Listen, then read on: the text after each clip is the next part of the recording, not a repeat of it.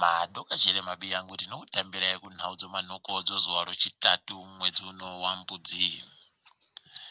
Nyasi hoporo ching'ono kwai asungiwapo kare nemapurisa zvichiitera kunyorai kwaakaita padandemutande reTwitter achiti mutongi mukuru Malaba ane zvaakaita pakurambidziwa kuti agobuditsiwa mujere. Paribe zvakuzikanwa kuti zvii zviri kuitika. Tichakunyepai kuti zvaburika.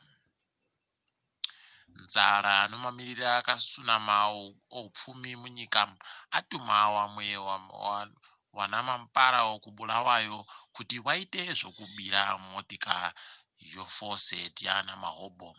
Motika iyi yabiwa mari wakatotora nomotika yacho pokare. Paribe agoziva kuti chii chiri kuitika. Kwai nomapurisa wari kuferefeta. Ukaonawo wakuru wehurumende woreketa kuti goridhe rakabatiwa naHenrietta Rushwaya rakabuditsiwa kuFidelity Printers. Izvi zvinotopa kuti vanhu vashe. Fidelity Printers ndiyo yega inotengesa goridhe kunze kwenyika munyika mwedu muno. Zviri kunzi goridhe rakabatiwa naRushwaya ranga rabuditsiwa ikweyo. Chagokunyepai kuti vanenge vari kunyanyodii. Nyaya iyi iri kuratidza kuti iri kuputunuka nevazhinji. Kwai kuGrenville kumwe musha wemuHarare kwabatiwa vanhu manyoka. Kureketa kuno kwai vanhu 4 wakatobatiwa nemanyoka aya anogona kuuraya. Zvokutoti vanhu vari kutonzi waite bau rokugara wachishamba manja. Izvi zviri kurwadza nokuti mvura iri kunetsa kunzvimbo yeGrenville iyi. Hino kuti wakuru wegutawo wachagoita kudini. Dai vanhu vangopindirawo zvatikaira zvizvino. Museenzese unoita foni dzauchimanje-manje uribe tusvino turi kuitika.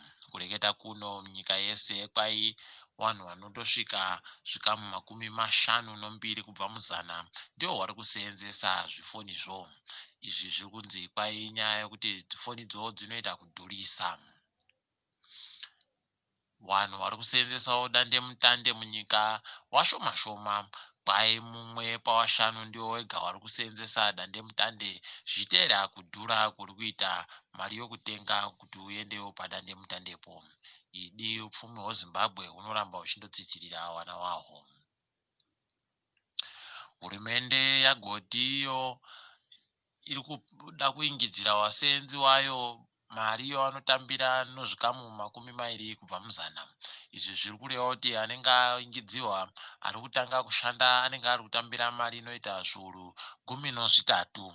Vanhu vanoseenzera hurumende kwai waramba nokuti kureketa kuno mhuri yevanhu 5 kwai yagonzi iri kuda mari inoda kusvika zviuru 20 kuti irarame zvakanaka. Kamusika komari yokunze nyasi kanga kaino mari yokuZimbabwe inoita $7 ribodzi anomasendi 60 padhora ribodzi rokuAmerica. Kwai kwagotengesiwa mari inoita mamiriyoni okuAmerica 20 ano $200 ozviuru. Munyaya yatifadzawo nyasi wana weZimbabwe wadokerera waakufara paribe akatsvomwa nokuda kwokukunda kwaita chikwata chinotambira kiriketi choZimbabwe. Chikwata chakunda chikwata chokuPakistan zvaita kuti nyika yese iite kuti nyau-nyau nokufara. Tinoramba tichindovati pamberi nazvo. Tiringedzo pasi rese. Nyasi kuUganda Bobi Wine aenda kuonyoresa kuti agoita nhengo inokwikwidza mutungamiri wenyika. Asi akubva ikweyo kwai agotorwa nemapurisa akaendesiwa kumba kwache. Paribe agoziva kuti zvaitirwei. Uyu akasungiwa nezuro kuTanzania Tundu Lissu kwai abuditsiwa nyasi. Izvi zvinotofadza kuti abuditsiwa. Tikananga kuIvory Coast Alassane Ouattara kwai agowinawo pokare nezvikamu 24 kubva muzana. Idi kamuitiro kwavakuruwa aiwa karibe musvinu kambwa kakwamwawo. Togumira edu tiri muAmerica. nyasi vanhu vese vakaita kuringana nesarudzo dziri kuitiwa ikweyo, uku zvichiitirwa Trump pabodzi pona waBiden wese vari kuda kuenda kumatare odzimhosva. Tichagoramba takaringitsa kuti zvii zvichatora nzvimbo ikweyo tigokunyepai mabiyangu. Isu tadipfama tiri pano kwanyasi, togumira pano. Ndini wenyu Mhandiwe Wonhau.